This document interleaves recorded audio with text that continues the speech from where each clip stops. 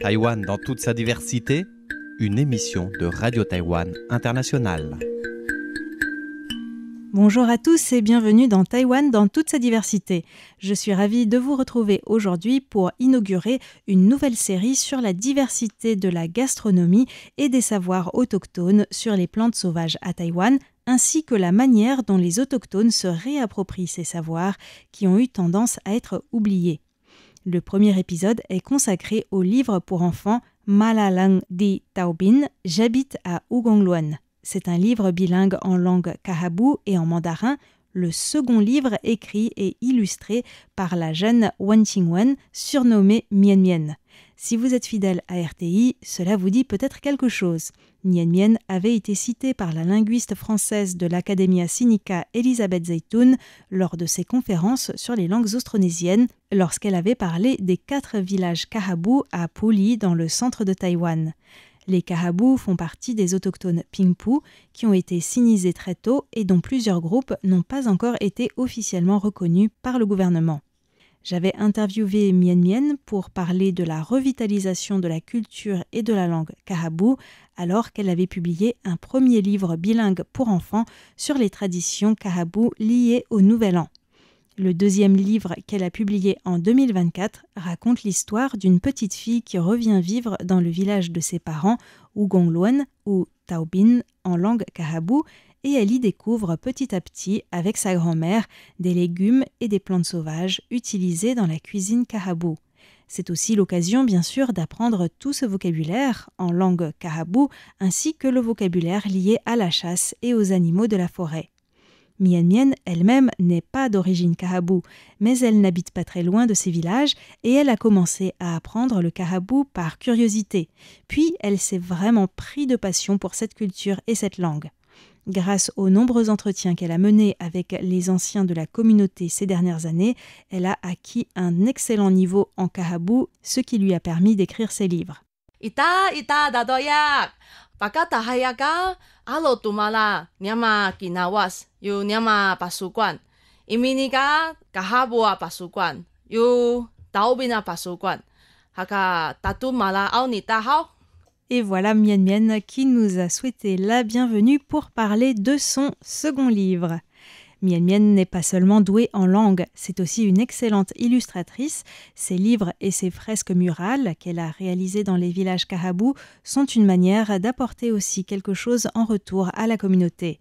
Pour ce second livre, qui a pu voir le jour grâce au soutien de la Commission ministérielle des Affaires autochtones, elle a coopéré avec Su Huiling, qui travaille pour l'Association de développement communautaire de Ugongluan, et j'ai récemment eu le plaisir de les recevoir toutes deux en studio.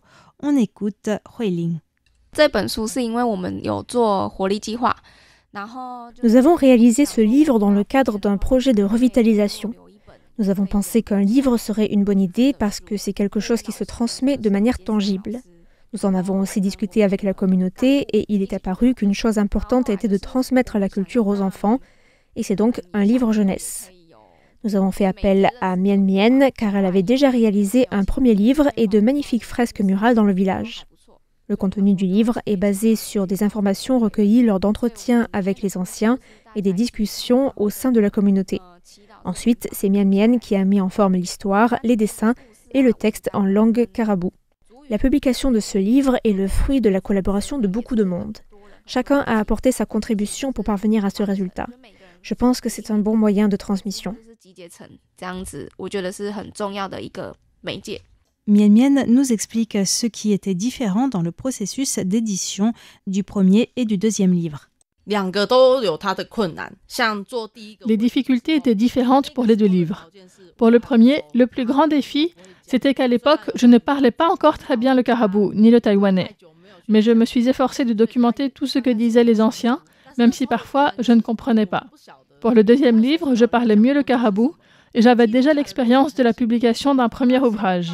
Mais le problème était inverse. Je ne pouvais plus poser beaucoup de questions aux anciens, car la plupart de ceux qui parlaient couramment sont déjà décédés. Ceux qui restaient pouvaient me dire le nom de telle ou telle plante, mais ils ne pouvaient pas m'expliquer en kahabu comment cuisiner avec. J'ai donc dû écrire ça moi-même. C'était deux défis différents. 会有不同层面的困难。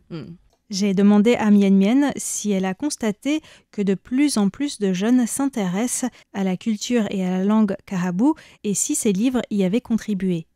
确实这几年下来有越来越多年轻人就是来参与来学习。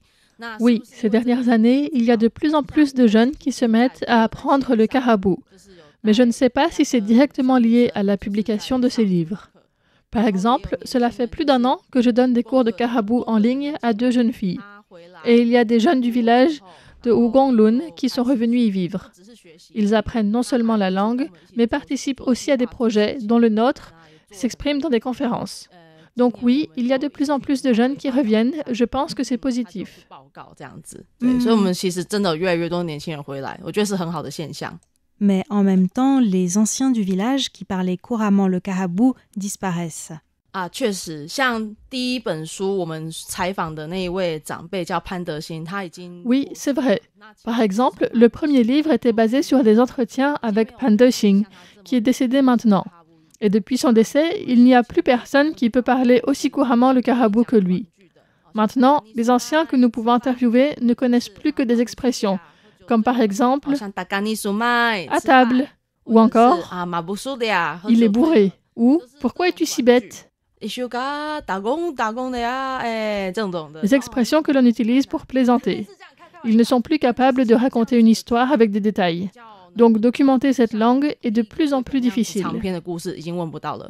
La période actuelle est donc charnière pour les carabous. Les anciens qui savaient parler couramment la langue nous quittent année après année, tandis que les générations suivantes souhaitent perpétuer leur identité et leur culture carabou. C'est d'ailleurs la raison pour laquelle la communauté a soumis au gouvernement une demande de reconnaissance officielle. Mais le plus difficile à maintenir, c'est la langue, car comme toute langue, si on ne la pratique pas régulièrement, si ce n'est pas une langue vivante, elle s'oublie. Comme le disait en taïwanais professeur Tian Shilang, facilitateur du projet, les personnes nous quittent, mais les textes restent. Je pense que continuer à publier des livres ou des textes, c'est très important pour préserver la culture de ce village. Car quand toutes les personnes âgées seront parties, il risque d'y avoir une rupture de la transmission. Notre génération doit faire tout ce qu'elle peut pour documenter la langue carabou. Comme ça, dans le futur, si des jeunes s'y intéressent, ils pourront retrouver leur culture dans ces livres, ainsi que des réponses à certaines de leurs questions. Pourquoi avoir choisi d'axer l'histoire de ce livre sur les légumes et les plantes sauvages carabou, ainsi que sur la chasse et les animaux de la forêt ? Eh bien, c'est surtout parce que Huiling a souhaité transmettre les connaissances de 2 anciens qu'elle a longuement interviewés ces 5 dernières années. Madame Pan Ying-e, qui connaît très bien les plantes et qui parle encore un peu carabou, et Monsieur Pang Zhongwei, qui connaît très bien le monde de la chasse. Réaliser ce livre, c'était une manière de les remercier de tout ce qu'ils avaient transmis en transposant sous forme écrite leurs témoignages oraux et en les illustrant. Leurs connaissances ont aussi été complétées lors de plusieurs ateliers participatifs par d'autres habitants du village. Ces ateliers ont permis de discuter de comment agencer le contenu du livre et de corriger les erreurs. C'était donc un processus collaboratif. Avant la publication, le spécialiste de la grammaire du carabou, Ming Hongrui, a également tout relu.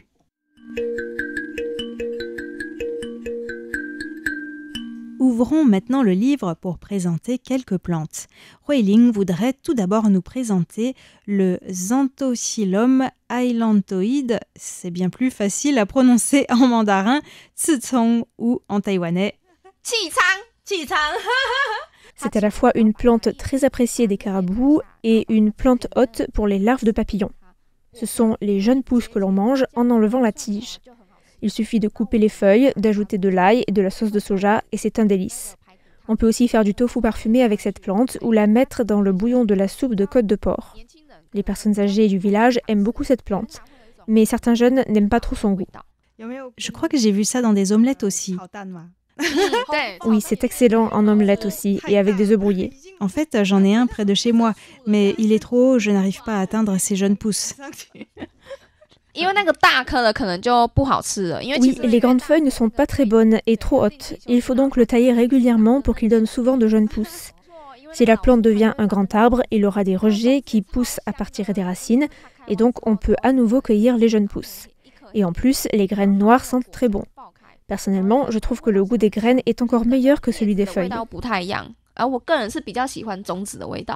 Tout cela me fait penser à un restaurant de l'ethnie Bunong que je vous présenterai prochainement, dont les patrons m'ont justement offert du sel mélangé à des graines de tsitsong. C'est excellent avec du poisson grillé et un peu de citron. J'en ai déjà l'eau qui monte à la bouche.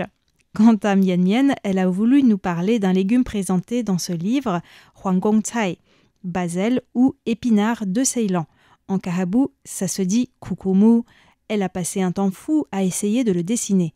Les feuilles sont un peu brillantes car la texture de ce légume est mucilagineuse. Ça a été très difficile de le rendre dans les illustrations. Mian Mian a aussi voulu présenter le Diplasium esculentum et le Pteridium aquilinum, Latiusculum. J'imagine que cela ne vous dit rien. Évidemment, ce ne sont pas des plantes que l'on trouve en Europe, donc je n'ai que leur nom scientifique et je laisse Mian Mian vous en parler. Ce sont deux espèces de fougères. Au départ, pour moi, toutes les fougères se ressemblaient. Mais en les dessinant, je me suis rendu compte de leurs différences très subtiles. La seconde a des pointes un peu enroulées.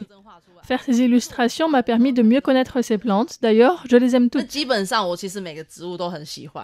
La réalisation de cet ouvrage a donc aussi été un processus très intéressant pour Mian Mian sur le plan personnel.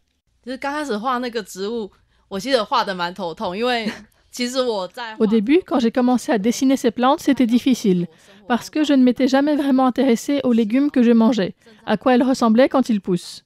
Mais maintenant, quand je me balade et que je vois des plantes sur le bord de la route, je réalise « mais ça c'est tel ou tel légume sauvage !» Donc j'ai moi-même beaucoup appris en réalisant ce livre. Ce que j'apprécie particulièrement dans les livres de Mian Mian, c'est qu'à la fin, il y a une partie consacrée à la réalisation de l'ouvrage, notamment comment la recherche a été menée, et cela met en valeur les anciens du village qui ont transmis leurs connaissances. Lorsque Madame Pang Ying-he a reçu le livre publié, elle s'est ainsi sentie valorisée. Monsieur Pan Zhongwei, quant à lui, était malheureusement déjà décédé, mais ce sont toutes leurs connaissances qui sont désormais accessibles aux jeunes générations. Ce livre, c'est en fait bien plus qu'un livre, car il contient aussi un lien vers la version audio, ce qui est très précieux pour l'apprentissage du kahabou. Comme le dit Mian Mian, il faut que les apprenants aient diverses occasions d'utiliser la langue, et ce livre en fait partie. Car s'ils ne peuvent se baser que sur un dictionnaire et une grammaire pour apprendre la langue, ce serait trop rébarbatif. Le kahabou est une langue austronésienne. Il n'y a pas de ton comme en mandarin, mais les intonations sont très importantes et ne peuvent pas être laissées au hasard. C'est tout un art. Grâce à la version audio du livre, on peut lire tout en écoutant la voix de Mian Mian et donc se familiariser petit à petit avec les intonations qui sont d'après elle ce qu'il y a de plus difficile en kahabou car elles changent en fonction qu'un mot est prononcé de manière isolée ou avec d'autres mots. Par exemple, voici comment on appelle la maison commune où les gens se rassemblent dans le village. Mais si les jeunes n'ont pas bien appris, ils vont dire Matao, ça veut dire grand. Umak, c'est la maison. Et le A est ajouté pour lier les deux. Il faut mettre l'accent tonique avant la liaison. Sinon, quand on prononce mal, ça peut donner ça.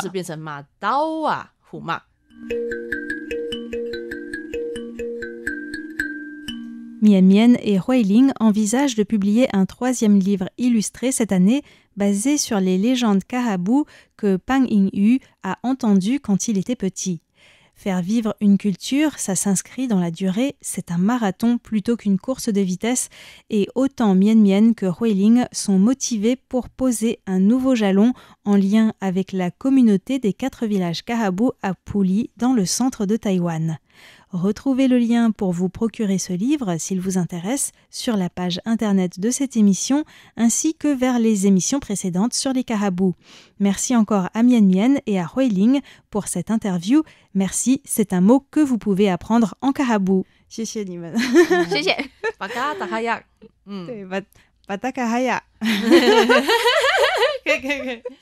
En kahabou, merci, c'est donc patakahayak.